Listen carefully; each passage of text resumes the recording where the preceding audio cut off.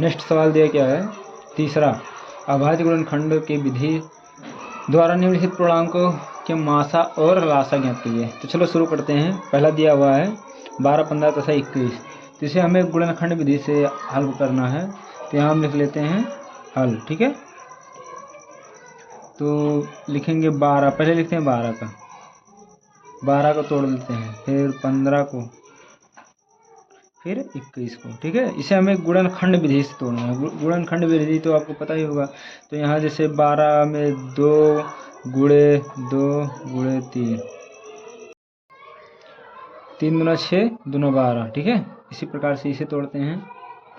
तो इसका क्या होगा, 3 पछे 15, तो यहाँ लिखेंगे 3 गुणे 5। अब 21 को तोड़ना है, 7 त्रिक 21, ठीक है, हो गया ना। अब इसे तोड़े, अभी इसे यहाँ पर इस प्रकार से लिखेंगे, यहाँ दी गई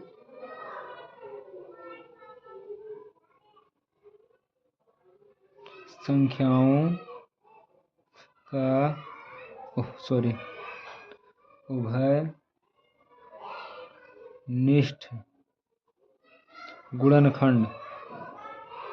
गुणनखंड कितना है, ठीक है। उभयनिष्ठ गुणनखंड कितना है, 3 है, क्योंकि 3 जो है इन तीनों में मैच करता है। 1 2 3 देख सकते हैं आप, तीनों में मैच करता है। तो इसका उभयनिष्ठ गुणनखंड क्या है, 3 है, ठीक है। यहाँ पर लिखते हैं 3 है। अतः इसका जो मासा होगा,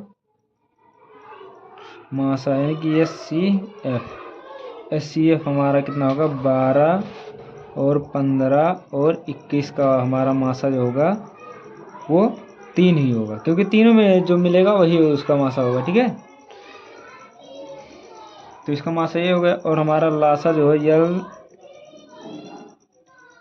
LCM, ठीक है। LCM जो हमारा होगा, इसका LCM हमारा होगा, इसका जोड़ा है, ठीक है। तो इसे एक बार लिखेंगे, तो 2 गुणे 2 गुणे 3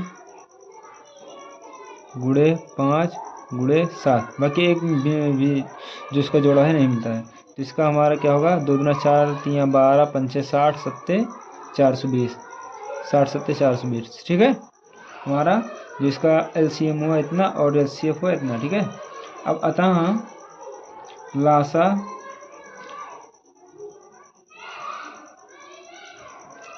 लासा हमारा 12, 15 और 21 का 420 होगा। ये हमारा हो गया आंसर, क्योंकि हमें इसे इसका गुणनखंड विधि से निकालना है ना, मासा और लासा। तो हमारा जो मासा है 3 हो गया, लासा ये हो गया और गुणनखंड विधि ये हो गया, ठीक है। अब दूसरे सवाल पर चलते हैं। दूसरा दिया क्या हुआ है, बुक यार थोड़ा इधर करो। दूसरा दिया क्या हुआ है, 17,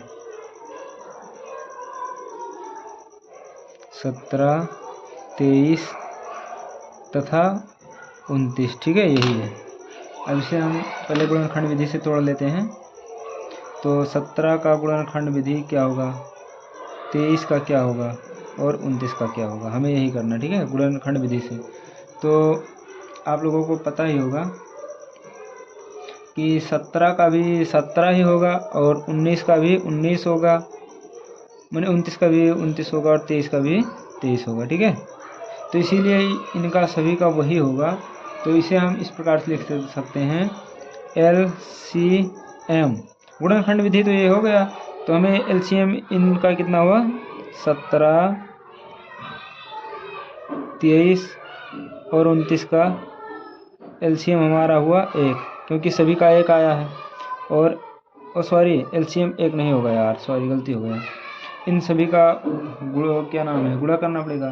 तो हमारा LCM जो है, LCM होगा 11, 33, 19, 9 आप लोग LCM कर लेना, इतना होगा। और SCF जो है, HCF हमारा 1 होगा, यही इसका आंसर है, ठीक है। SCF बराबर 1, यानी कि मासा बराबर 1 और लासा बराबर इतना, ठीक है, 11:33:9। ठीक है, तीसरे सवाल पर चलते हैं। तीसरा दिया क्या हुआ है? तीसरा दिया हुआ है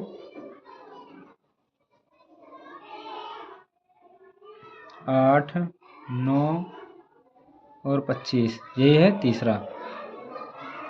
ठीक है, अब इसे हम सॉल्व करते हैं।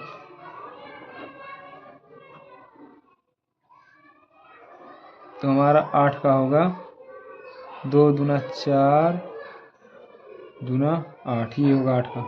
9 का होगा 3 × 3 और 25 का होगा 5 25, ठीक है, यही होगा।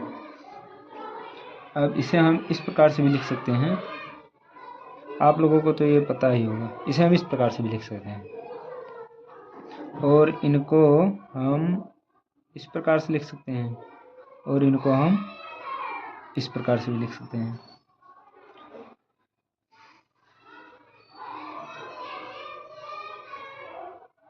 अतः इसका जो लासा होगा LCM बराबर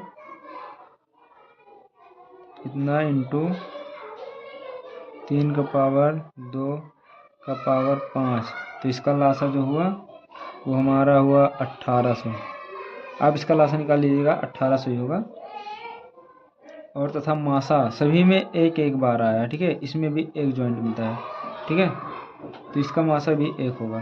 तो HCF बराबर 1 होगा, ठीक है।